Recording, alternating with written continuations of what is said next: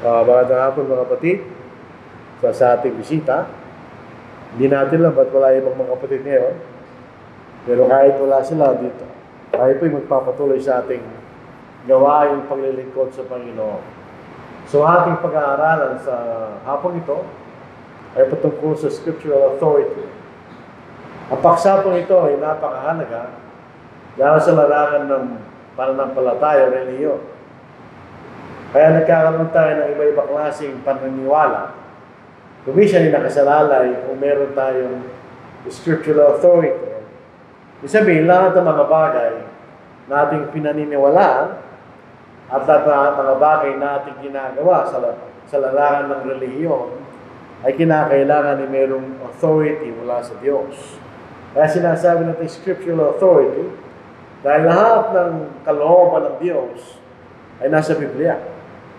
So, kailangan natin mawari at mapatunayan na lahat ng ating ginagawa, pinaniniwalaan, ay nasa Biblia. Ito yung merong kalooban, otoridad na galing sa Diyos.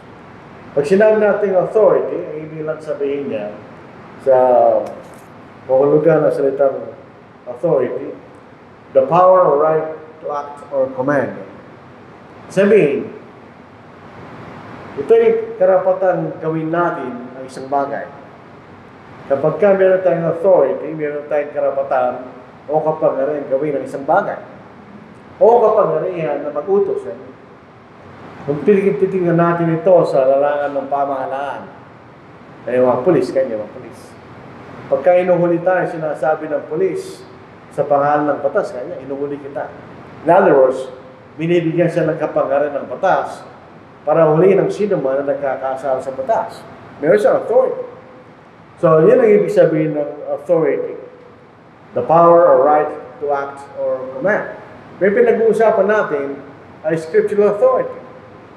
So, yung authority na binanggit natin kanina, yan ang pagkalahatang kahulugan ng authority. Pag sinabi natin scriptural authority, ang ibig sabihin, the power or right to act or command comes from the scriptures. Sabihin, hindi natin pwedeng gawin ang isang bagay, o hindi natin pwedeng paniwalaan sa bagay kung hindi ito galing sa banal na kasulatan. Ano yung ibig sabihin? So lahat ng ating ginagawa sa larangan ng relihiyon o pananampalataya ay nanggagaling sa banal na kasulatan. Wala tayong ginagawa na labas o wala sa banal na kasulatan. Yun ang gusto natin ibig sabihin ng salitang scriptural authority. So, napakahalaga niya. Kasi kung wala tayong scriptural authority, wala tayong otoridad na galing sa Diyos. Kaya sa kasaysayan, may dalawang pananaw. Sabi natin authority. Ito ay si Martin Luther. Ito yung founder ng Lutheran Church sa Germany. Si Martin Luther ay isang paring Katoliko nung simula. Kaya nakakita siya ng maraming bagay na sa kanyang kaisipan ay wala, hindi kautos ng Diyos. Siya pumunta sa Rome at nakita niya yung abuso na ginagawa doon. Lalo-lalo sa tinatawag na indulgence o yung pagbayad sa yung kaligtasan. So, napag-isip-isip niya Martin Luther, mali yung ginagawa nila. Kaya lang, sa kanyang kaisipan, itong dumaloy sa kanyang kaisipan. Sabi niya, maliban ng isang bagay ay tuwirang ipinagbabawal ng banal na kasulatan sa mga ito pwedeng gawin ganyan. So, kay Martin Luther, kailangan meron muna bawal ganyan. Pag walang bawal, pwede mong gawin ganyan. Kahit walang sinasabi ang banal na kasulatan na pwede mong gawin nyo, basta hindi sinabing bawal ganyan, pwede mo siyang gawin. So, yun ang kaisipan ni Martin Luther. Sa kabilang banda, ay si Ulrich Zwingli. Sa mga pangalan pa lang, sila yung mga German. Sabi ni Ulrich Zwingli, unless a thing is authorized, then it is unscriptural. Kasi maliban na isang bagay maniwalang na mababasa natin na ito pinag-uutos kanya, ay hindi natin pwedeng gawin. So baliktad yan. Si Martin Luther, kung hindi pinagbabawal, pwedeng gawin. Ito naman si Zwingli, kung hindi natin mababasa ito pinag-uutos, hindi natin pwedeng gawin ganyan. Pwede magkabaligtad na kaisipan hinggil sa scriptural authority. Ito yung sa panahon ng tinatawag na Reformation. Ang ibig sabihin nun, ito mga ito, pare-pareho silang paring Katoliko. Gusto lang nilang baguhin yung nakikita nilang mali sa Roman Catholic Church. Wala silang intention na umalis. Gusto lang nilang baguhin kung ano nakikita nilang kamalian sa loob ng Roman Catholic Church. Kaya lang, may iba-iba silang konsepto, nakikita natin. Sa pagitan ng dalawang ito, magkaibang konsepto nila. Kung ano pwedeng gawin at hindi pwedeng gawin sa banal na kasulatan. So magkabaliktad sila. Si Martin Luther, pinapayagan niya mga bagay basta hindi ito pinagbabawal kanya. Yan ang kaisipan ni Martin Luther. Si Ulrich Zwingli, kinakailangan, pwede lang natin gawin ang anumang bagay sa larangan ng pananampalataya kung ito'y authorized. Kung meron tayong mababasang sa banal na kasulatan na ito'y pwedeng gawin, dapat gawin, hindi natin pwedeng gawin ganyan. So si Martin Luther ay mas liberal ang kanyang kaisipan.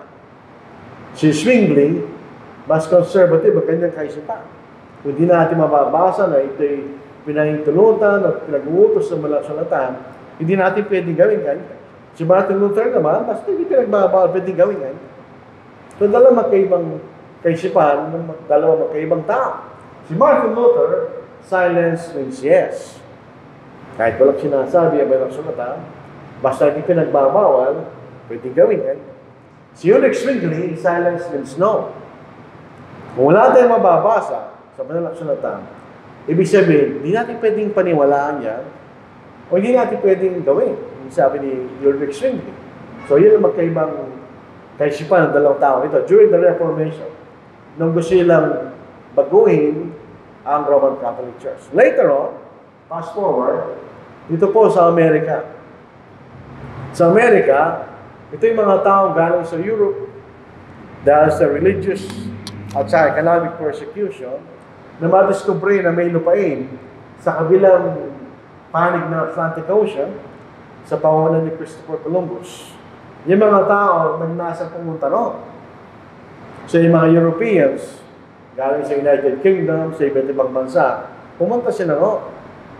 Dahil sa kanilang mga bansang, dati na mga bansa, sila yung pinagbabawalan na wala silang kalayaan o anong paniniwalaan nila.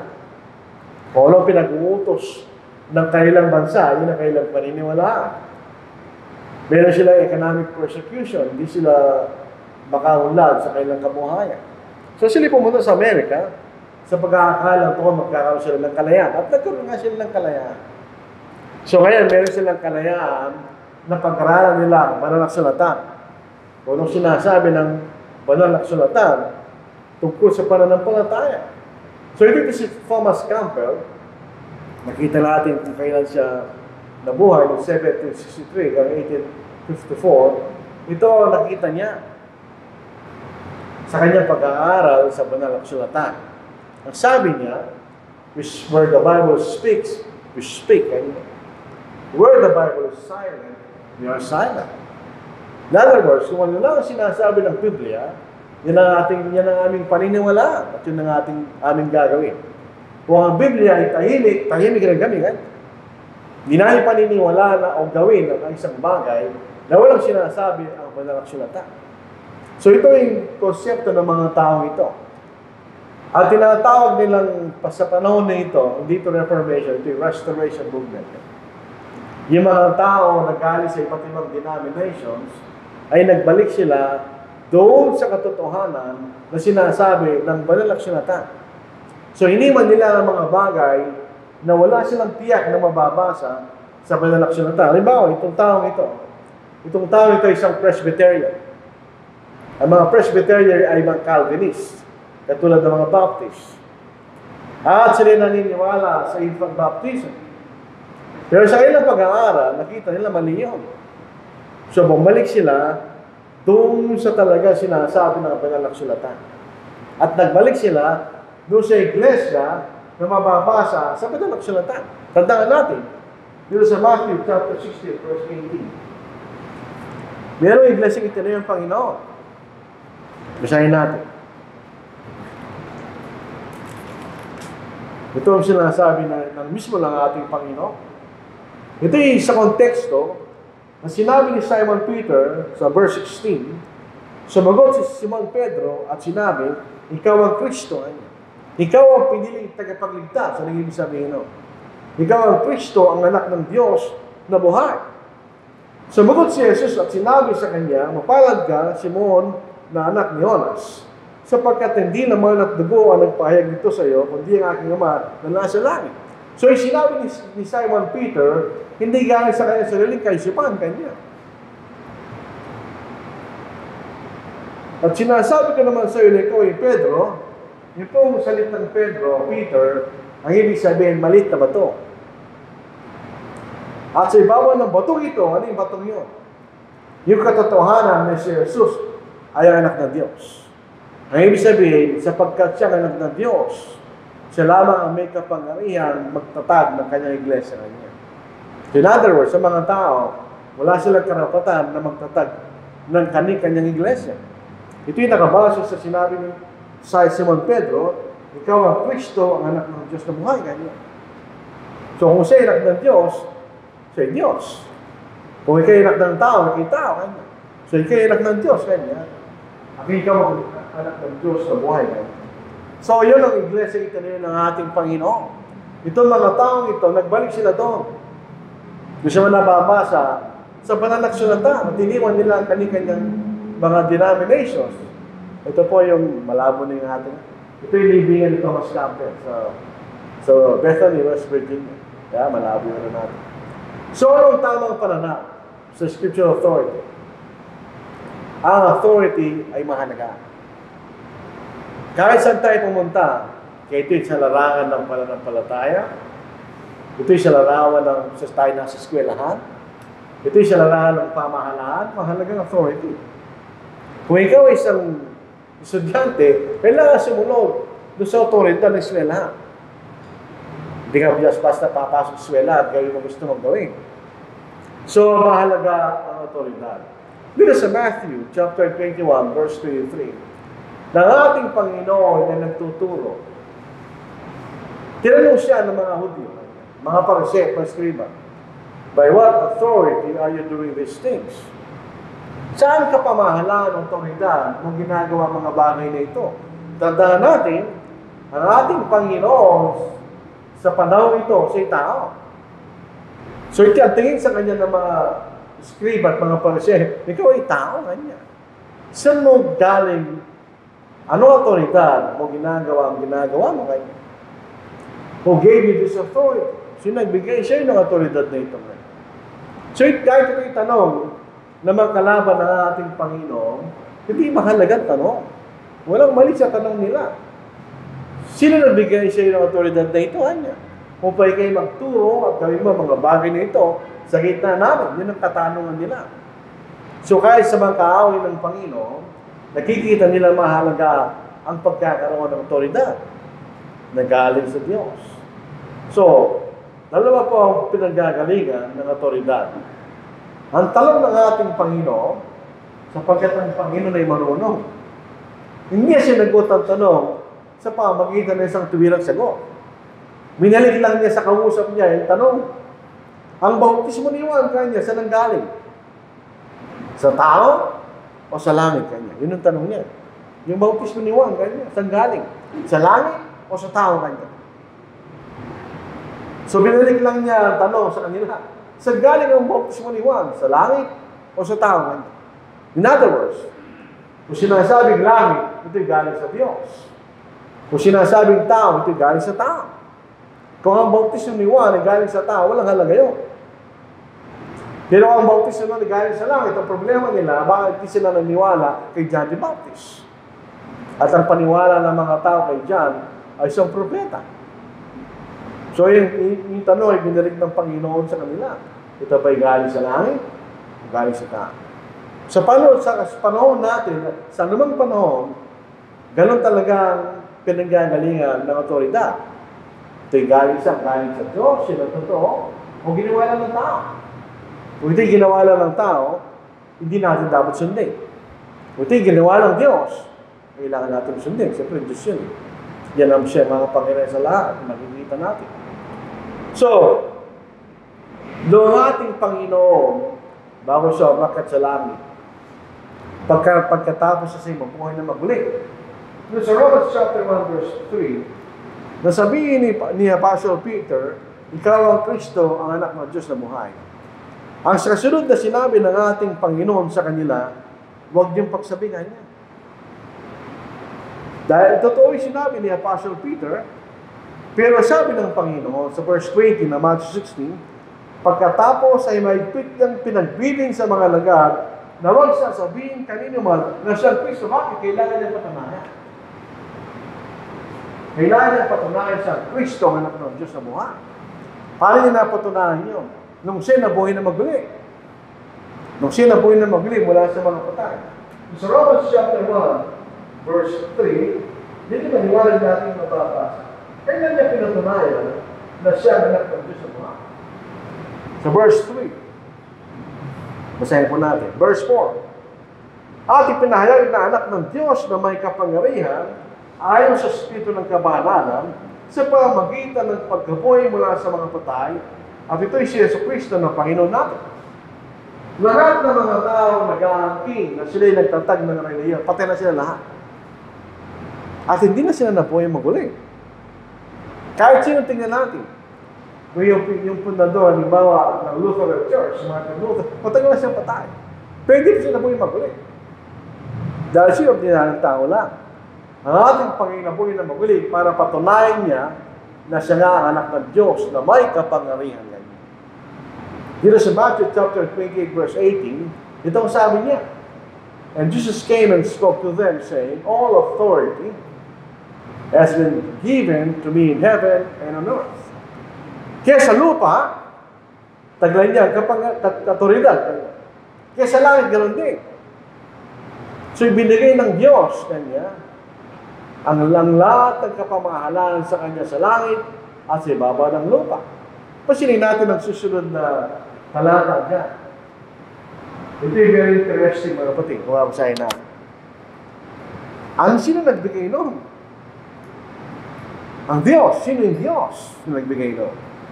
Yung sa Matthew chapter 28, basahin natin. Verse 19. Yung bautismo na gagawin ng mga lagad, sino ang nagbigay ng otoridad doon? Ganyan. Basahin natin. At kaya sa paghayo ninyo o sa paggalis ninyo ganyan, gawin nyo alagad ng alahad ng mga bansa, bautismo nyo sila sa pangalan. Ang salitang pangalan, kahit sa salitang Grego na nomos, ang ibig sabihin, authority. Meron ito rin na kahulugan ng pangalan, ano siya pangalan? Pero meron pa rin siya kahulugan, ang ibig sabihin na authority kanya. Kung unawain natin ang verse 19, kaya sa paghain ninyo, gawin nyo ang alagad ng lahat ng mga bansa, bautismo nyo sila sa otoridad. Kanya. Sa otoridad ng Ama, ng Anak, at ng Espiritu Santo. So dito natin nakikita yung tatlong yun ay may pantay na otoridad. Yung otoridad ng Ama, ng Anak, at ng Espiritu Santo. Yan ang nagbigay ng otoridad sa ating Panginoon. At kabilang siya sa nagbigay sapagkat siya anak. Lalo sa kasalukuyang panahon, lahat ng otoridad sa larangan ng pananampalataya at kaligtasan ay nasa ating Panginoon. Ang Ama, meron siyang kapangyarihan bilang Diyos, pero sa larangan ng kaligtasan, ang Panginoon ang magliligtas, hindi ang Ama. Dahil sa Kanya binigay ang lahat ng kapamahalaan hinggil sa kaligtasan ng mga tao. So, lahat ng otoridad ay nasa ating Panginoon. Pasilin natin sa Luke chapter 6 verse 46. Kung ito'y narinig natin, na sinabi ng Panginoon, hindi siya natutuwa. Marahil siya nagagalit kanya. But why do you call me Lord, Lord? Ang ibig sabihin ng Lord, Master. Pag sinabi natin Master, yun ang iyong sinusunod. Why do you call me Lord, Lord, and do not do the things which I say? Kanya. Anong kahalagaan na tawagin niyo kung Panginoon, Panginoon, pero hindi niya ginagawa mga bagay na aking sinasabi kanya. Hindi sinabi ng Panginoon yung mga bagay na hindi ko sinasabi kanya. Ang sinabi niya, yung aking sinasabi. So dito sa pagkakataon na ito, malalaman natin, tama si Ulrich Zwingli. Kung ano sinabi, yun natin gagawin. Tama rin si Thomas Campbell, di ba? Kasi nagsasalita kami, nagsasalita ang Biblia, at kami tahimik, hindi nagsasalita, tahimik ang Biblia kanya. Sapagkat ang mahalaga ay kung ano sinabi ng ating Panginoon. Kung ano sinabi ng ating Panginoon, yan ang ating gagawin. Kanya. Not based on science. So kung wala natin mababasa, hindi natin pwedeng paniwalaan, hindi natin pwedeng gawin. Yun sa, pumunta tayo sa Hebrews chapter 7. Sa Hebrews chapter 7, sinasabi ang Panginoon ay galing sa lahi ni Judah. Under the Old Testament, ang lahi ni Judah ay walang sinabi tungkol sa pagkasacerdote. In other words, walang sinabi. Hindi sinabing pwede, hindi sinabing bawal, walang sinabi. Silent. Sign natin. Sa Hebrews chapter 7, verse 14. Alalahanin natin, may 12 tribo ang bansang Israel. Isa na yan ang tribo ni Judah na pinanggalingan ng ating Panginoon. Sa Hebrews chapter 7, verse 14, sapagkat maliwanag na ang ating Panginoon ay nagmula sa Huda, at tungkol sa liping iyon ay walang sinabing naman si Moises tungkol sa mga pari o pagkasacerdote. Walang sinabi. Hindi sinabi bawal, hindi sinabi pwede. Pero ang ating Panginoon, nung siya'y nasa lupa, hindi siya maaaring maging sacerdote. Isahin natin sa Hebrews chapter 8. Ito ang ating makikita. Sa verse 4. Kaya kung siya'y nasa lupa, hindi siya maaaring maging pari. Sapagkat mayroon ng mga paring nagandog, ng mga kaloob, ayon sa kautusan, yun ang lahi ni Levi. So hindi sinabi bawal, hindi sinabi pwede, wala sinabi. Pero hindi siya maaaring maging sacerdote. Dahil meron ng lahi, dahil sa lahi ni Levi, ang pinag-uutos na maging sacerdote. So silence means no. Ang dapat na natin sunod paniwalaan kung anong sinasabi ng ating Panginoon. Ito yung sinasabi natin kanina. And Jesus came and spoke to them, saying, all authority has been given to me in heaven and on earth. Lahat ng otoridad galing sa ating Panginoon. Dito sa Efeso, chapter 1. Ito ay isang magandang komentary na sinabing ito ng ating Panginoon na sinabi ni Apostle Paul. Dito sa Ephesians chapter 1, verse 22 to verse 23. At kanyang nilagay ang lahat ng mga bagay sa ilalim ng kanyang mga paa. At ginawa siyang ulo ng lahat ng mga bagay sa iglesia kanya. Sa lahat ng mga bagay na gagawin natin o paniniwalaan natin sa iglesia, siya yung ulo kanya. Siya yung pangulo kanya. So, galing sa kanya, ibig sabihin. Na siyang katawan niya. Ang kapuspusan niya na pumuspos ng lahat sa lahat. May pinag-isulat, ang naisulat ko ang sulat sa mga taga-Efeso, ito yung AD 60 kanya. Meron na iglesia no. Yun na iglesia yung tinatag ng ating Panginoon. At lahat ng mga bagay, sa loob ng iglesia, ang Pangulo ay ang ating Panginoon. Siya na susunod sa lahat ng mga bagay, dahil lahat ng otoridad ay nasa ating Panginoon. Sabi ng Roman Catholic Church, yung Pope, sabi nila, the Vicar of Christ. Ang ibig sabihin nun, siya'y kahalili ni Kristo sa lupa, dahil ang ating Panginoon nasa langit. Ano sabi ng Panginoon? All authority has been given to me in heaven and on earth. Wala siya kailangang kahaliligan niya. Sa lahat ng kapamahalaan sa lahat sa lupa, ay naibigay sa ating Panginoon. So ang Diyos ang nagbigay sa ating Panginoon ng otoridad. Ang Diyos nagbigay sa ating Panginoon ng otoridad. Hindi ang tao, kundi ang Diyos. So ulitin po natin. And Jesus came and spoke to them, saying, all authority has been given to me in heaven and on earth. Go therefore and make disciples of all the nations, baptizing them in the name of the Father, and the Son, and the Holy Spirit. Kung ito'y autoridad, isipin natin mabuti. Kung ito'y isang autoridad, ito'y singular. Hindi ito plural. Ito'y singular authority. Ito'y galing sa Ama, galing sa Anak, at galing sa Espiritu Santo. Mayroong katuruan ng Espiritu Santo ay hindi siyang persona, paano magbibigay ng otoridad yun? Kung itong anak ay hindi katulad ng Ama, paano siya magkakapantay ng otoridad ng Ama? Isa lang ang autoridad nila, kung ating ibibigay ng kahulugan ng salitang pangalan, baptize them in the authority, singular, of the Father, and of the Son, and of the Holy Spirit. So itong tatlong ito ay meron lamang isang autoridad. At ito'y binigay nila sa ating Panginoon. Teaching them to observe all things that I have commanded you. So, ang tinurunan ng mga apostol ay kung ano yung pinag-utos ng ating Panginoon. And lo, I am with you always, even to the end of the age. Hanggang sa panahon natin ngayon, hanggang sa dating na panahon, hanggang sa pagdating ng Panginoon.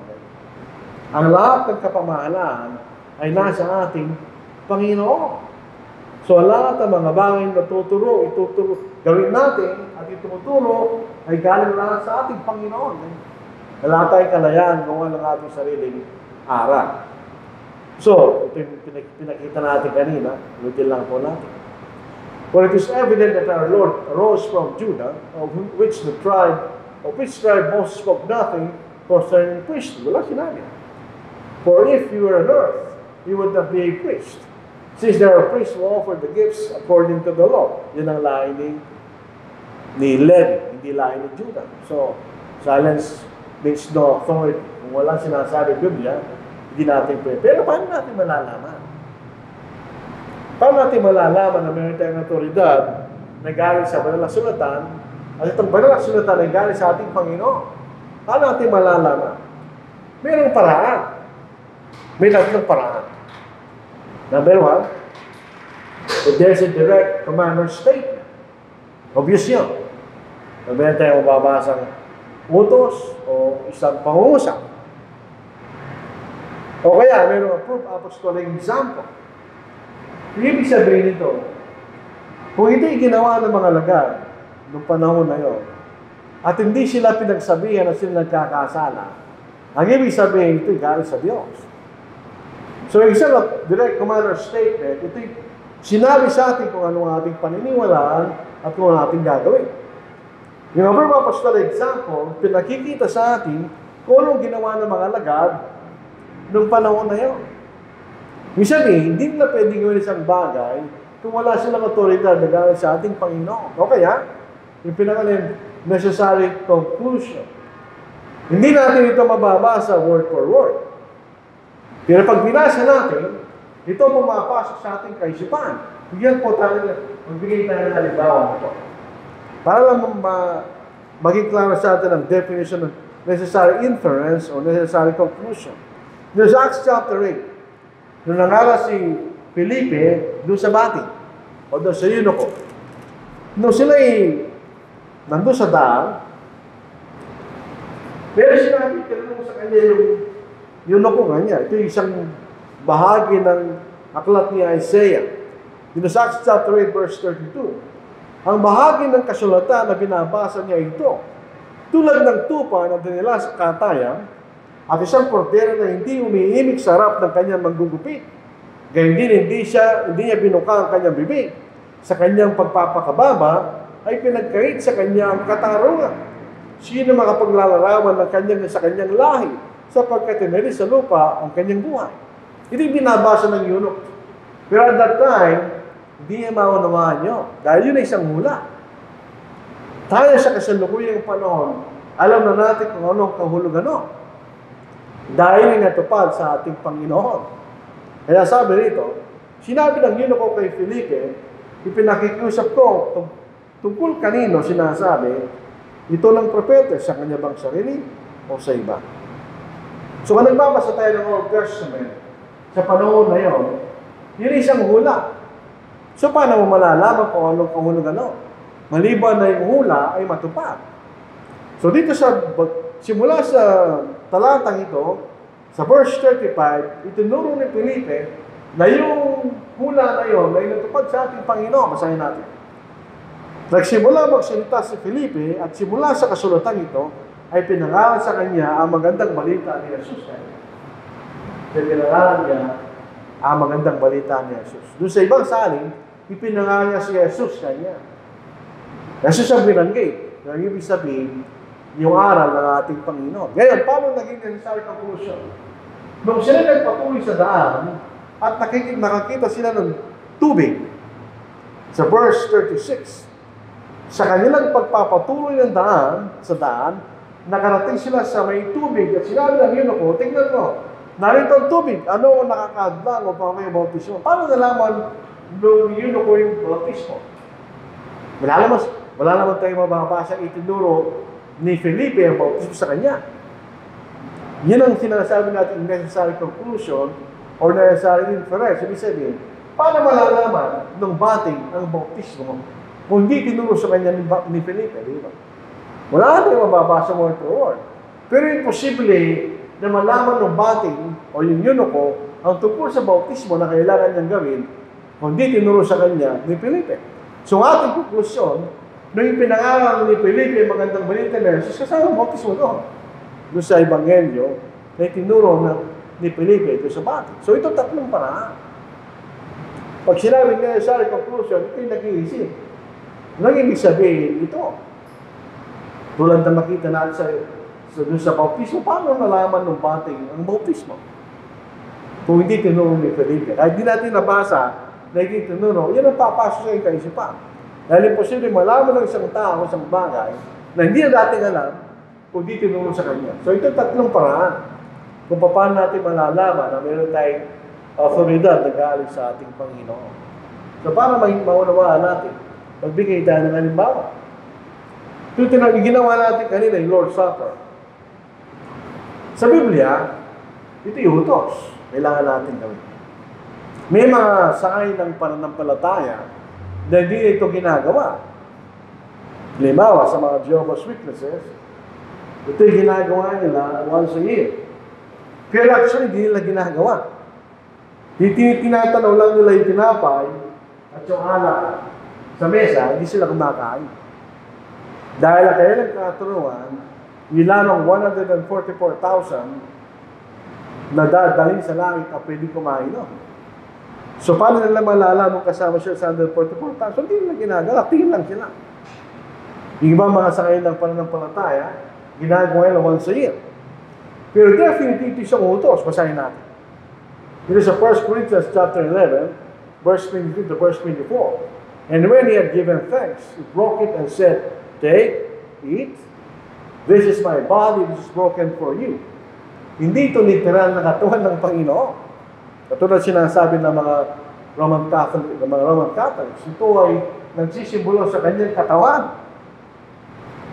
Do this in remembrance of me. In the same manner, he also took the cup after supper, saying, this cup is the new covenant in my blood. This do as often as you drink it in remembrance of me. So yung cup, ito yung grape juice. Yung gininom natin kanina, grape juice yun. Bakit? Yun ang sabi ng Panginoon. Doon sa Mateo chapter 26, verse 28. Sabi natin. Yun ang sabi niya, kanya, hindi ko na iinumin ang bunga ng ubas na ito, kanya. Verse 29.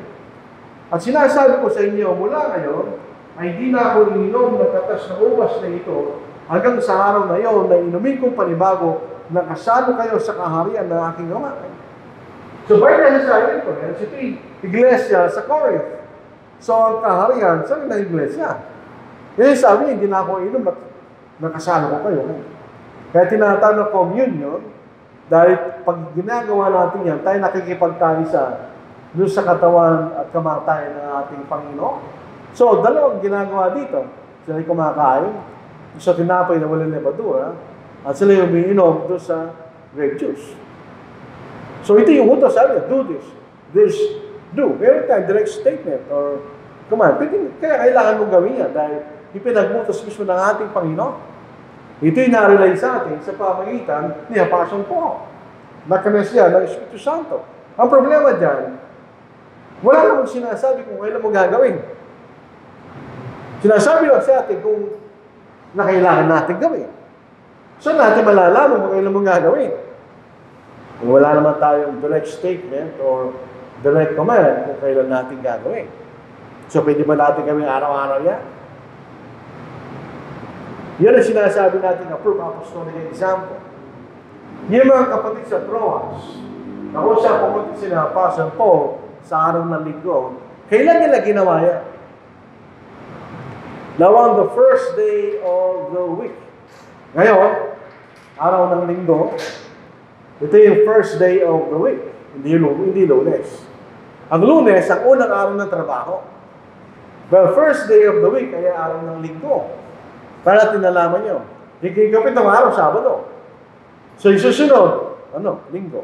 Yun ang first day of the week. Sunday. Tignan nyo, pangusap niya. When? So ito po yung adverb of time. Sinasabi niya, ito po ng araw ng isang linggo, yan ang panahon na mga alagad ay nagkakatipon to break bread. Ito sa itong break bread. Ito yung pangalan sa communion of Lord's Supper. Paul, ready to depart the next day, araw ng Lunes, spoke to them and continued this message until midnight. So kailan ginawa? Sa araw ng linggo. Kung ito'y mali, andito si Apostle Paul. So inspired by the Holy Spirit, so alam niya yung katotohanan. Kung sino nagkamali, pagbabawalan sila ng Apostle Paul. Sa maraming pagkakataon, si Apostle Paul, pagka may nakikita sa mali sa magkapatid, pinagbabawalan niya, pinagsasabihan niya yung magkapatid. Pumunta tayo muli sa 1 Corinthians chapter 11. Doon sa mismong talata na nababasa natin Lord's Supper. Anong ginawa niya na doon? Yung magkapatid sa Corinth, ginawa nilang kainan ng Lord's Supper. Kaya pinagbawalan, pinagalitan sila ni Apostle Paul. Basahin natin. Ito po ating mababasa. Sa verse 20. Kapag kayo nagkakatipon, yun na hindi upang kainin ng hapunan ng Panginoon. Sapagkat kapag dumating ng panahon ng pagkain, ang bawat isa'y nauna sa kanyang sariling hapunan, at ang isa'y gutom, at ang isa'y iba'y lasing. Ano? Wala ba kayong mga bahay na makakainan at mainuman? O inahamak ninyo ang iglesia ng Diyos at inihiya mga walang kahit ano? Ano ang sasabihin sa inyo? Ay ba'y pupurihin ko sa bagay na ito ay hindi ko ay pinupo. Maraming malito sila naglalasing. Yun ay kasalanan sa salita ng Diyos. Pero dito, wala tayong makikita nagpinagbawalan sa mga Apostle Paul. Kaya approved apostolic example. Sabi, ang mga apostol, kinakasyan nila yung halimbawa niya na ito'y kalooban ng Diyos. Wala tayong mababasang nakasulat na utos na unang araw sa linggo ay kailangan gawin ng Lord's Supper, pero ito'y ginawa ng mga kapatid. Kung ito'y ginawa ng mga kapatid, sinagkasala, ang ibig sabihin, ito'y utos ng Panginoon. Ito'y pinakita sa atin ang utos ng Panginoon na kanilang ginagawa. Pero, gano'ng kadalas? Kasi natin, sa loob ng isang taon, merong 52 Sundays sa isang taon. Kailan mo gagawin yun? Yung Lord's Supper na yun. Yung unang Sunday ng taon, o kaya yung 24 Sunday ng taon, etc. Kailan mo gagawin yun? By necessary conclusion or inference, malalaman natin, tingnan ninyo. Dito sa Old Testament, may utos, remember the Sabbath day to keep it holy. Ito is tumutukoy ko sa 7th day, Sabbath. Kailan ginagawa ng mga Diyon? Kung babasahin natin ang Old Testament, ginagawa nila yun tuwing 7th day. Ginagawa nila tuwing 7th day. Hindi naman na-specify ng Diyos kung alin sa mga 52 7th days gagawin nila yung Lord's Sabbath day. Naunawaan ng mga Hudyo, ito yung week ng service. Tingnan nyo, Sabbath day, 7th day of the week. Ganyan. Ano yung point of reference? Week, linggo. So, weekly of service. Kapag ka isang bagay ay taunan, mababasa natin sa Biblia, yung araw at yung buwan. Pagka araw at buwan, once a year lang yun. Halimbawa, yung Passover, 14th day of the first month. Ganyan. Isa lang yung first month ng taon. So, isa lang din yung 14th day ng first month. So, yun yung observance nyo. Meron din silang monthly observance. Ganyan. Pag nakikita nila yung bagong buwan, ginagawa nila every month. Ganyan. Pero ito yung week. So, ito yung ginagawa nila every week. So, kung gano'n ang naanawa ng mga Hudyo sa Old Testament, gano'n din tayo sa bagong tipan. Every week, ginagawa natin yun kasi first day of the week. Ganyan. The week, pag nakita mo, linggo yun, lingguan yun. Week na observe. Sabi natin kanina, sinabi ng Biblia, lahat ng otoridad ay nasa ating Panginoon. Pero dalawang klase ng otoridad na makikita natin kahit saan. Merong specific, ang ibig sabihin, pagka i-specify ng Diyos ang isang bagay, hindi na kasama yung mga ibang bagay na katulad no. Para tayong nauso yung generic na gamot. Pag sinabi ng doktor sa paracetamol biogesic kanya, yun ang bibilhin mo. Yun is specific. Yun is specify ng doktor kung anong brand ng paracetamol ang bibilhin mo. So, pag sinabi biogesic, hindi mo nabibilhin yung ibang klaseng paracetamol. Because it is specified. Pero meron din isang uri ng tawag ay generic. Doon natindihan natin yan sa gamot eh. Pag sinabi ng doktor, paracetamol lang nakalagay, bahala sa buhay mo kung paracetamol ang bibilhin mo. Kasi it's generic. So, kasama lahat ng kauri noon. Sinabi paracetamol, kasama lahat doon, yung lahat ng uri ng paracetamol. So, ito'y totoo rin sa otoridad na binibigay ng Panginoon. Meron tatlong paraan yun, pero dalawang klase yan.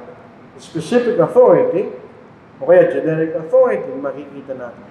So, bigyan po natin ng halimbawa para maging maliwanag sa atin. Specific authority. Sinasabi ng Diyos kung anong ating gagawin, sinasabi kung sino gagawa, paano natin gagawin. Yung sinasabi ng Diyos sa mga detalye, tungkol sa mga bagay na kanyang ipinagutos sa atin.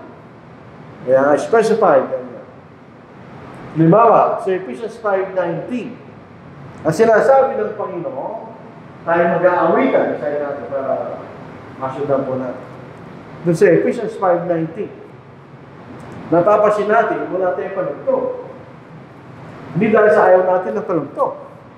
Wala tayong otoridad ng panugtog. Basahin natin. Kayo magsalita sa isa't isa sa mga awit at mga himno at mga awiting spiritual na sa inyong mga puso ay nag-aawitan at gumagawa ng himig sa Panginoon. Sinabi natin. Sing and make melody in your heart to the Lord. Ano ba yung kategorya ng sing? Ito yung music. Si Brother Rupert ay dati isang musician. So, siya tumutugtog. Hindi siya umaawit. So, anong ginagawa niya? Siya tumutugtog. Hindi siya umaawit. Dalawang klaseng music na makikita natin. Kung siya tatlo. Instrumental, so ikay tumutugtog. At vocal, ikay umaawit. Kung siya mix, tumutugtog ka, umaawit. Pero sinasabi nito, umawit ka niya. So, in-specify ng Panginoon kung anong klaseng music ang ating gagawin. So, sing is specified, therefore, instrumental music is excluded. Kaya hindi na tayo gumagamit ng panugtog. Alam tayo mababasang bawal, pero wala tayong mababasang pwede. Kung susundin natin yung natutunan natin sa pagkasasadote tungkol sa layo ng Diyos, wala sinabing pwede, wala sinabing bawal. Pero dahil wala sinabi, hindi mo pwedeng gawin. Ganon din ang instrumental music. I-specify ng Diyos, aawit tayo. So, gagawin natin. Aawit tayo. Dahil hindi tayo gumagawit ng panugtog. Dahil pag tumugtog ka at umawit, dalawa lang ginagawa mo. You are singing and playing. Inanagdagan mo yung umaawit. Pero mutos lang pa yung umawit lang. So, kailangan umawit lang tayo. Sumusunod tayo. In-specify ng Diyos kung anong klaseng music na natin gagawin. So, sing. So, umawit lang tayo. Pag tayo umawit lang, nagkasalamatan. Hindi. Ginagawa ba lang, sinasabi ng Panginoon. Paano kung umawit at tumugtog? Nagkakasalamatan tayo, ninanagdagan natin yung utos na umawit. Kaya, yun yung makikita natin sa specific authority, sa halimbawa lang. Dito sa Mark 16, preach the gospel, to every preacher. I-specify ng Panginoon kung ano ituturo nila. The gospel of Christ. So, yung ibang doktrina ay hindi kasama doon. Yung ibang uri ng Ebanghelyo, mabuting balita, hindi kasali doon. Sa Galatians chapter 1 verse 8, sinasabi ni Apostle Paul sa mga taga-Galatians, kay dali niyo umalis kanya. Sa Ebanghelyo na itinuro sa inyo, na hindi naman Ebanghelyo, Ibang-ibang, kundi may mga pinasasama niya ng Ebanghelyo ng Panginoon. Tapos sinabi niya sa 1:8. Tingnan natin mga kapatid, ha? Ito sinabi niya sa 1:8. Subalit kahit kami, siya yung mga apostol, ibig sabihin. Kahit kami pang mga apostol, ganyan. Ay susunod, o isang anghel na mula sa langit, kahit anghel pa siya, ganyan. It doesn't matter kung siya yung apostol o isang anghel. Ang mangaral sa inyo ng Ebanghelyo na iba sa aming ipinangaral sa inyo ay hayaan sa sumpain. Gaya ng aming sinabi noong una, at muli kong sinasabi ngayon, kung sino man ay mangaral sa inyo ng Ebanghelyo na iba kaysa sa inyong tinanggap, hayaan sa sumpain. So kung ano na natin susundin. Kahit anghel pa ang tuturo, o kung mismo magtuturo ng ibang Ebanghelyo kanya, hindi natin pwedeng paniwalaan yun. Dahil specify sa atin kung ano yung ituturo sa pagsamba. Anong klaseng pagsamba ang tatanggapin ng Diyos? Dito sa Matthew 15 verse 9, hindi lahat ng pagsamba ay tatanggapin ng Diyos. Ito ngayon. Dito sa John 4:24, sabi nga, God is Spirit, ganyan. And He will worship Him, must worship Him in spirit and in truth. Ito dalawang bagay niya. Spirit and truth. Meron tayong nakikita ng pagsamba na ginagawa natin. At yun ay galing sa katotohanan nyo. Kung ano sinasabi ng katotohanan na gagawin natin sa pagsamba, yun ang ating gagawin. Kaya kung hindi ito pinag-uutos, hindi pwedeng gawin. Kaya kung panlabas lang na pagsamba natin ginagawa, hindi rin tatanggapin ng Diyos kasi may kakibot na spirito kanya.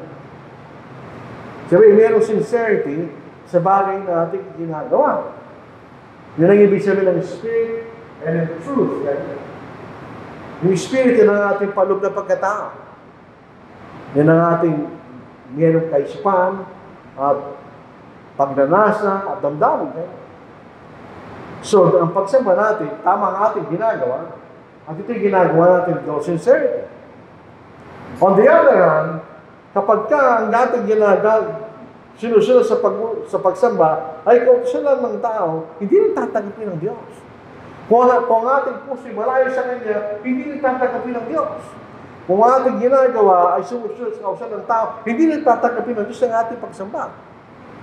Kinakailangan ito'y manugod na pagsamba, nagaling sa ating mga puso at kaisipan, at tama ang ating ginagawa. Ganyan. Sinasabi ng Panginoon. So, very specific yun. Tama ang ating ginagawa, mababasa natin sa Biblia, at ito'y malugod natin ginagawa. In spirit and in truth, yung makita natin. Very specific, sinasabi ng Panginoon. Parang generic. Katulad sinasabi generic. Sinasabi ng Panginoon kung ano ating gagawin. Yun lang sinabi niya. Kung ano ating gagawin. Pero wala nga sa ibang sinabi. Wala sa binigyan na details sa mga bagay na ating gagawin. So, kapag ka ganito ang authority, binibigyan tayo ng kalayaan ng Diyos kung paano natin gagawin yung bagay na pinag-uutos. Bigyan po tayo ng halimbawa. Sabihin ng Panginoon, go. Go. Sinabi ba ng Panginoon, paano nagagawin yun? Yung going, paano nagagawin? Wala sa sinabi. Pwede ka tumakbo, pwede ka maglakad, pwede ka sumakay ng barko, o sa isang child, o sa panahon natin, aeroplano, kotse. Dahil sinabi ng Panginoon, paano gagawin niyo? Sinabi lang niya, go, ganyan. Umayo kayo, ganyan. Paano yung pag-ayo? Sinabi ng Panginoon. So, meron tayong kalayaan kung gamitin natin ang pinakamagandang paraan para gawin natin yan. So, yun ang isang halimbawa. Paano ba? Yung pag-ayo. Sinabi sa atin, kung anong gano'n, tayo awit. Specified yung ulit ng music. Paano tayo awit? Hindi niya sinabi. So maraming paraan ng pag-awit. Meron tayong awitin lang natin yung melody. Yung sa ating songbook, yung pinakamataas. O yung tinatawag na 4-part harmony. Merong melody, merong bass, merong alto. Pwede gawin yun. Dahil hindi sinabi ng Panginoon kung paano tayo awit. Wala tayong mababasa sa songbook sa Biblia. Bakit tayo may sumbong? Kasi pag tayo may sumbong, anong ginagawa mo? Ikaw pa rin yung maawit. Tinutulungan lang ng sumbong ang pag-awit mo. So itong sumbong na ito is authorized sa salitang umawit. O sinabi ng Panginoon sa atin, umawit kayo, memorize yung awit. O hindi natin pwedeng gamitin yan. Hindi natin i-memorize yung awit. Eh sabi niya, umawit lang kayo. Meron din tayo song leader. Ito'y tumutulong sa atin para maging maayos ang ating pag-awit. Ito ba yung authorized? No, ito yung generic authority. Sinabi lang pa yung umawit. Paano tayo awit? Hindi sinabi sa atin. So yun ay halimbawa ng generic authority. Ito yung mga bagay na hindi actually natin mababasa sa Biblia. Katulad church building. Wala naman tayo mababasa ng church building sa Biblia. Pero it is authorized nung utos na huwag niyong pabayaan ang pagkakatipon. Kung tayo nagkakatipon, kailangan meron tayo pinagtitipunan. Meron sa bahay, pwede tayo magrenta ng lugar o magpagawa ng church building. Nagkasama tayo, hindi. Yun ay kasama sa generic authority na tayo kailangan sumamba o magkatipon sa isang lugar. Halimbawa, binasa natin Lord's Supper kanina, pagka kayo nagkakatipon, ganyan. So, saan tayo magkakatipon? Bahala ka kung saan ka magkatipon. Kung pinili natin church building, tatagapin ng Diyos yun dahil wala naman sa sinabi kung saan tayo magtitipon. So, yun ang ibig sabihin ng generic authority. Pumili pa tayo. Yung Matthew 28 verse 19, yung bautismo. So natin gagawin yung bautismo. So natin sa mga bautismo, wala naman sinabi sa atin. Anong panahon, anong oras? Iba-iba. Merong ating gabi. Merong sa araw na yun. Wala sinabi sa atin. O yung magbabautismo, wala sinabi sa atin. So, ibig sabihin, kahit sino ang bautismo sa iyo, tatanggapin ng Diyos, basta kayo sumunod sa Ebanghelyo. Kahit anong oras, kahit sa lugar. Dahil hindi sinabi sa atin ng Diyos yun. Yung sinabi natin kanina.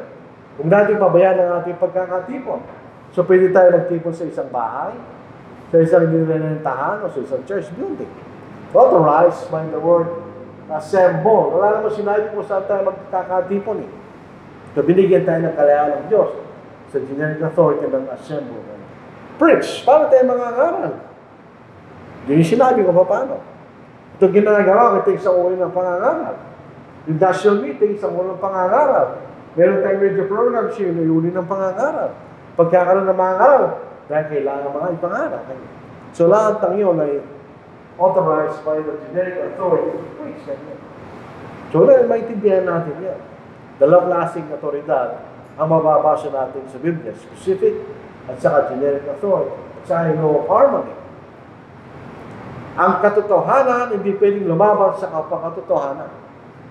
Kaya yung makikita natin, ito yung ginagamit nila sa korte ng batas.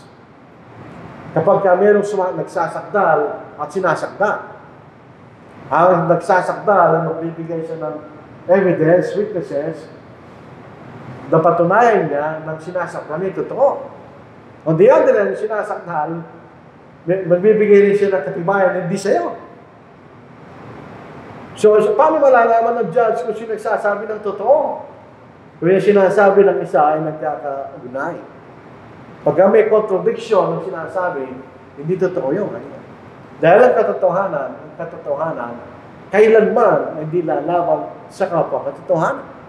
So, isang talata ng kasulatan ay hindi lalaban sa ibang talata ng banal na kasulatan. Kung hindi sila'y nag-agree o they harmonize, nakita natin. Dito ay kasama sa katotohanan. Halimbawa, sa Romans chapter 1, verse 16, sinasabi, the gospel is the power of God's salvation. So, wala nang ibang kapangyarihan ng Diyos. Kundi yung Ebanghelyo. Paano yung nagliligtas yung Ebanghelyo? Meron tayong mababasa, he who believes and is baptized shall be saved. Anong paniniwalaan nila? Sabi sa verse 15, ipangalan yung Ebanghelyo sa lahat ng kinapa. So, anong tuturo nila? Ebanghelyo. Kailangan lang paniwalaan at kailangan silang mabautismuhan para sila ay maligtas. So, dito sa pamamagitan ng pananampalataya lang. Kailangan sumunod, kailangan mabautismuhan, kailangan maniwala, kailangan sumunod para kayo maligtas. So, yung mga tao nagsasabi, pag naniwala ka, ligtas ka na, hindi totoo yun. Ito yung lumalaban dito. Ito yung pananampalataya. Di ba? Ito yung bahagi ng pananampalataya. Yun lang ba magliligtas sa atin? Meron siyang end is baptized. Kanya. So, kung ito lang ang gagawin mo, hindi ka maliligtas. Kailangan mong gawin ito, gawin mo yun. Ito yung paraan ng Ebanghelyo, nagliligtas. So, hindi sila naglalaban. Sila yung nag-harmonize, yung nag-agree sa isa't isa. At ang kabuuan kaya ng salita ay katotohanan. Ito'y sa Psalm chapter 119, verse 160. Sa lahat ng talata, ayon sa tamang pagkaunawa. Pag pinagsama-sama natin yan, magkakaroon tayo ng tamang kaisipan. Yung faith, salvation by faith only, kulang yun eh. Hindi nakalagay lahat ng talata, higit sa kaligtasan. Kung gusto natin malaman ng paraan ng kaligtasan sa Biblia, kailangan nating pag-aralan lahat ng talata na may kaugnayan sa kaligtasan. Ayon sa tamang pagkaunawa, at magkakaroon tayo ng tamang kaisipan, conclusion. Kahit sa korte, ginagawa nila yan. Kinukulit nila lahat ng saksi, sinabi na ng saksi, at lahat ng ebidensya. Pinag-aaralan nila yun. Para magkaroon sila ng tamang kahatulan doon sa kasong kanilang inahawakan. Diba? So, tingnan po natin. Dito sa Biblia, wala tayong mababasa sa Garden of Gethsemane. Kahit anong talata makikita mo sa Biblia, wala tayong mababasa sa Garden of Gethsemane sa Biblia. Pero paano natin nalaman na mayroong Garden of Gethsemane? Tingnan natin. So, John chapter 18 verse 1. When Jesus had spoken these words, he went out with his disciples over the brook Kidron, where there was a garden. Hindi sinabi kung anong pangalan mo. Which he and his disciples entered. So ito yung panahon sila na langit. Pumunta siya sa lugar na brook Kidron, na doon kanya ay mayroong isang halamanan. Kaya dito sa Matthew 36 verse 36, then Jesus came with them to a place called Gethsemane, and said to the disciple, sit here while I go and pray over there. So dito sa talatang ito, sinabi lang ni John, mayroong halamanan doon. There's a garden. No? Sinabi naman ni Matthew, Gethsemane, ang pangalan ng lugar na yun. So pag pinagsama natin, ano makikita mo? Mayroong Garden of Gethsemane, di ba?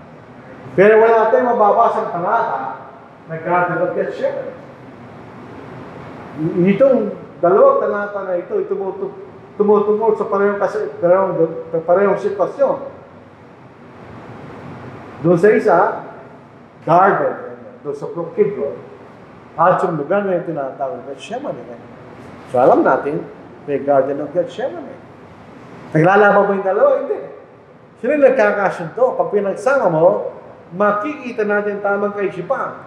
There is a Garden of Gethsemane na kung saan nanalangin ang Panginoon sa kanyang Ama. So, yun ang makikita natin. Garden of Gethsemane. Dito sa 1 Corinthians chapter 10 verse 8. Ito rin ipatungkol sa isang parehong pangyayari.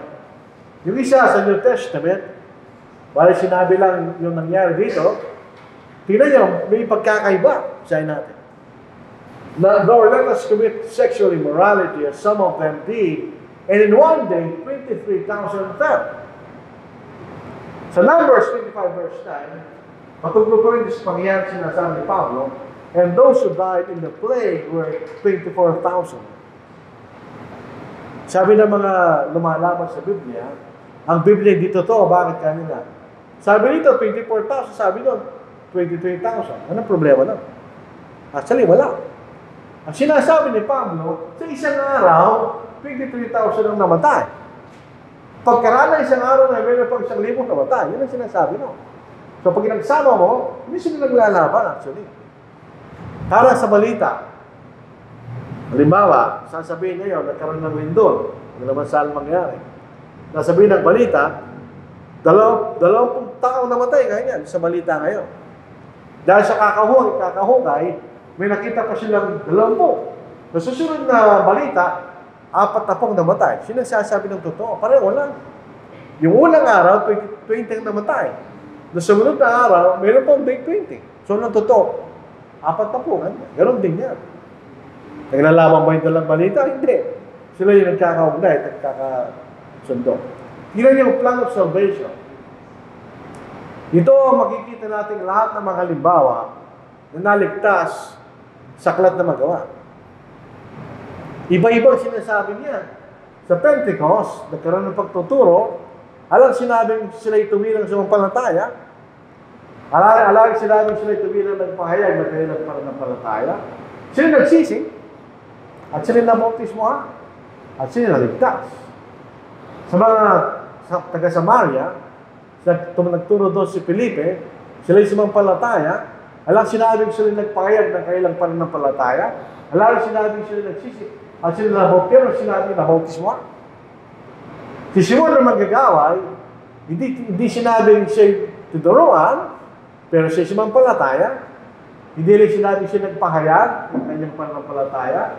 Hindi rin sinabi siya nagsisi, pero sinabi siya na bautismo. Yung batik, tinuruan siya ni Felipe. Alam sinabi siya sumampalataya, pero siya nagpahayag ng kanyang pananampalataya.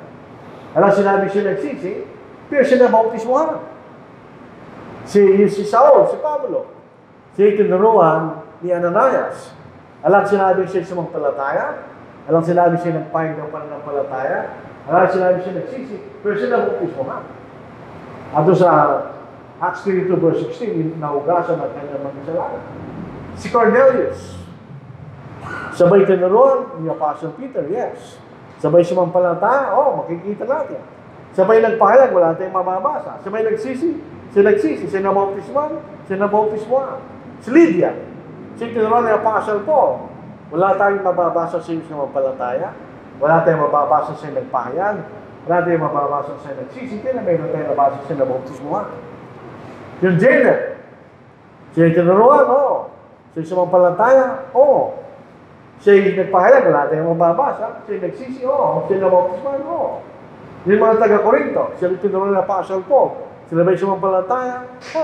Nagpahayag, wala tayong mababasa. Nagsisi, wala tayong mababasa. Nabautismohan, sila nabautismohan. Yun na natin yung dalawang alagad sa Efeso. Sila tinuruan ni Apostle Paul, wala tayong mababasa sila ay sumampalataya. Wala tayong mababasa sila nagpahayag. Wala tayong mababasa sila nagsisi. Meron tayong mababasa sila bautismo. Anong gagawin natin? Pag pinagsama-sama natin lahat ng halimbawang yan, anong lalabas? Meron pananampalataya ng Ebanghelyo. Meron pa ang Ebanghelyo, may pananampalataya. Kailangan magpahayag, kailangan magsisi, kailangan magbautismo para maligtas. So pag pinagsama-sama natin ito, makikita natin katotohanan tungkol sa kung paano maliligtas yung tao. Katulad ng Matthew, Mark, Luke, and John. May impormasyon na wala doon sa isa. Pero pag pinagsama-sama natin, meron tayong kompleto kasaysayan ng Panginoon nung siya nabuhay sa lupa. So yun na makikita natin, pinagsasama-sama natin at ang lahat ng mga talata tungkol sa isang paksa at malalaman natin kung ano yung katotohanan. Katulad din po sa pagtulong, church benevolence, lahat ng mababasa natin yan, ang benevolence ay sa mga kapatid. Pag tumutulong ang iglesia, mula sa kabangyaman ng iglesia, ang tinuturuan ay mga kapatid. So wala tayong mababasa ang tumulong ang iglesia sa mga di kapatid. Hindi naman sa maraming tayo. Sumusunod lang tayo kung sinasabi ng Biblia. Kung gusto natin tulungan ng di kapatid, yung individual ang tutulong sa di kapatid. Pero iglesia, tinutulungan lang ay yung magkapatiran. Kailangan magkapatiran. Yung pagka-Diyos. Ito po isang controversial na issue. Sino ba talaga ang Diyos? This is Genesis chapter 1 verse 26. Nung maglalang ang Diyos, meron siya kausap. Dalangin natin ang tao sa ating larawan at sa ating wala. Sino kausap niya? Wala naman tayo mababasa sa kausap niya yung mga angel. Sino kausap niya? Katulad niya. Kami niya, lalangin natin. So, kausap niya, may kapangyarihan lumalang. Paano naman sasabi, lalangin natin, kung wala naman kapangyarihan lumalang, kausap niya. Sino kausap niya? This is John chapter 1, verse 1 to 3, tandaan natin. Ito yung patungkol sa simula na maglalang. So, John chapter 1, Sinasabi rin sa atin, nung pasimula, kasama na ng Diyos ang salita. Dito po sa bagong salin, salita. Isayin natin. Sa simula yung salita, at ang salita ay kasama ng Diyos. Yung salita kasama ng Diyos, hindi siya galing sa Diyos. Siya kasama ng Diyos. At ang salita ay Diyos. Maliwanag kung sabihin no, ang salita na kasama ng Diyos ay katulad ng Diyos. Kanya. Meron bang kapangyarang lumala yung salita yun? Oo, kasi natin susunod. Kasi mula ay kasama na siya ng Diyos. So, di siya nilalang ng Diyos. Lahat ng mga bagay ginawa sa pamamagitan niya, at kung wala siya, hindi magawa ng mga bagay na ginawa. So, yung salita na kasama ng Diyos, na sinasabi katulad ng Diyos, siyang lumalang ng lahat ng mga bagay. Kanya. Dito sa awit, 104 verse 30, ang Espiritu Santo, meron din siyang kapangyarang lumalang. Masahin natin. The Psalm 104 verse 30. Ito ang ating mababasa. Ito po. Yung sinusugang yung Espiritu, sinalika. At yung binarang balat ng lupa. Yung sinubo yung Espiritu Santo, sinalika. So, ang Espiritu Santo, meron siyang kapangyarang maglalang. Ang salita na later on, tinawag na anak ng Diyos, ay meron din kapangyarang lumalang. So, sino kausap ng Diyos? Ang kausap niya katulad niya. Dahil may kapangyarang lumalang. Dito sa Isaiah chapter 48, verse 12, 16. Ang nagsasalita rito ay ang Diyos. Tingnan niya, basahin natin. Ang lumalang sa lahat ng mga bagay ay ang Diyos. So, ang nagsasalita ay ang Diyos. Basahin natin. Verse 12. Ito ang magsasalita, ang Diyos. Makinig ka sa akin o ako, at Israel ang tinawag ko. Ako nga. Ako ang una, ako rin ang huli. Ganyan. Ang aking kamay ang isang naglagay ng pundasyon ng lupa. At ang aking kanan ang isang nagdadad ng mga langit. Kapag ako'y tumataw sa kanila, sila nagsisitoy magkakasama. Ganyan. So nagsasalita ang Diyos. Dito po sa Isaiah 44 verse 6, isalita ako ang una at ako ang huli ng Diyos. Basahin natin para maliwanag po sa atin. Mabalik lang tayo sa 44 verse 6. Basahin natin. Pag sinabing ako ang una at ako ang huli, yan ang Diyos. Wala na iba. Sabi rito, ganito sabi ng Panginoon na hari ng Israel at kanyang manunubos ang Panginoon na nagro, ako una at ang huli. At di ba sa akin iwan ng Diyos? So pagka una at huli, iwan ng Diyos, di ba sasalita ang Diyos? Pero pasing, bumunta tayo sa verse 16. Nagpatuloy ang pagsasalita ang Diyos. Kayo'y lumapit sa akin. Pakinggan niyo ito. Mula sa pasimula, ay hindi ako nagsasalita ng lihim. Mula ng panahon na nangyari ito, naroon na ako. Ngayon, tingnan natin sa verse 16. Ngayon, sinubo ko ng Panginoong Diyos at na kanyang Espiritu pa nangyari. Ang nagsasalita ang Diyos. Sino nagsubo sa Kanya? Ang Panginoong Diyos at ang Espiritu. So, ilan ang Diyos? Dito natin, tumunod pa tayo. Ang anak ay tinawag na Diyos. Sa Romans chapter 9 verse 5. Walang alinlangan na tinutukoy dito ang ating Panginoon. Dahil meron sa dalawang kalikasan na sa natin. Sa kanyang pagkatao, siya galing sa mga ultimo na sa kanilang mga patriarka at sa kanilang nagsimula ang Kristo ayon sa laman. Pero tingnan natin siya ng pangusap na siya nangibabaw sa lahat, Diyos na malalhati, magpakilaman. Amen. So tinawag ng Diyos ang ating Panginoon. In Acts chapter 5, verse 3 and 4, tinawag na Diyos ang Espiritu Santo. Basahin natin. Ito kasi alimbawa ng isang necessary conclusion. Basahin natin sa verse 3, verse 5. Verse 3 muna. Sinabi ni Pedro, Ananias, bakit napaday ka kay Satanas? At nagsinungaling sa Espiritu Santo at itinago ang bahagi ng pinagbilhan ng lupa. Sabi rin, nagsinungaling sa Espiritu Santo na niya. Hindi siya nagsinungaling sa Ama, hindi siya nagsinungaling sa Anak. Specific ay sinabi ni Apostle Peter, nagsinumalik kanya sa Espiritu Santo. Verse 4, nang ito'y hindi nabibili, hindi ba yun ay nananabili niyo? At nang may pagbili na, hindi ba nasa iyo rin kapangyarihan? Bakit inisip mo pa ang mga bagay nito sa iyong puso? Hindi ka nagsinungaling sa tao, kundi sa Diyos. Pero sabi niya, nagsinungaling sa Espiritu Santo kanya. Hindi ka nagsinungaling sa tao, kundi sa Diyos kanya. Bakit niya tinawag ng Diyos ng Espiritu Santo, kundi sa Diyos? So tingnan nyo, itong tinatawag na Ama at Anak at Espiritu Santo, tinatawag silang Diyos. Sa Hebrews chapter 10, 5-10, say sinugo ng Diyos. Ang ating Panginoon ay sinugo ng kanyang Ama. Kaya basahin natin. Ito po sa Hebrews chapter 10.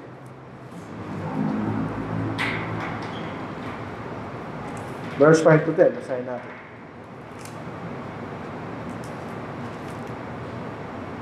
Kaya pagdating ni Kristo sa sanlibutan, ay sinabi niya, hindi mo nais ang alay at handog, ngunit pinaganda mo ko ng isang katawan, sa mga handog na sinusunog at sa mga handog para sa mga kasalanan, ay hindi ka nalugod. Kaya sinabi ko na ito kung dumating upang gawin ang ikalooban ng Diyos, sa bulubon ng aklat ay nasusulat tungkol sa akin. Nang sabihin niya sa itaas na hindi mo ibig at hindi mo rin kinalugdan ang alay at mga handog at ang mga buong handog na sinusunog at mga alay para sa kasalanan na inihandog upang ayon sa kautusan. Pagkatapos ng tinatag niya, narito ako'y dumating upang gawin ang ikalooban, inalis niyang una upang maikatag ang ikalawa. At sa pamamagitan ng kalooban niya, tayo ginawang banal, sa pamamagitan ng pag-alay ng katawan ni Kristo, minsan at magpakailanman. So siya, ang anak ay sinugo ng Ama. In John 16 verse 7, ang anak ay sinugo ng ating Panginoon. So ang Ama hindi ang anak hindi Espiritu Santo, at ang Espiritu Santo hindi ang Ama.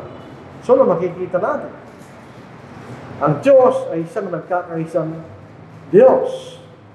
Hindi sa isa sa bilang o persona, pero nagkakaisa ang tatlong persona sa pagiging nagkakaisang Diyos. Dito sa Deuteronomy chapter 6 verse 4, dito natin tatapusin po ang ating mensahe sa hapong ito. Sinasabi ng Diyos kung sino siya. Basahin natin. Ito po sa Deuteronomy chapter 6 verse 4. Ito ang ating mababasa.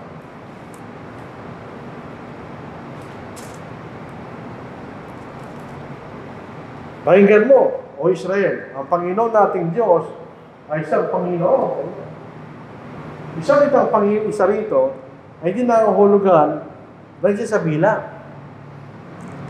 Ang Panginoon ng Diyos ay nagkakaisang Panginoon. Paano natin nalaman?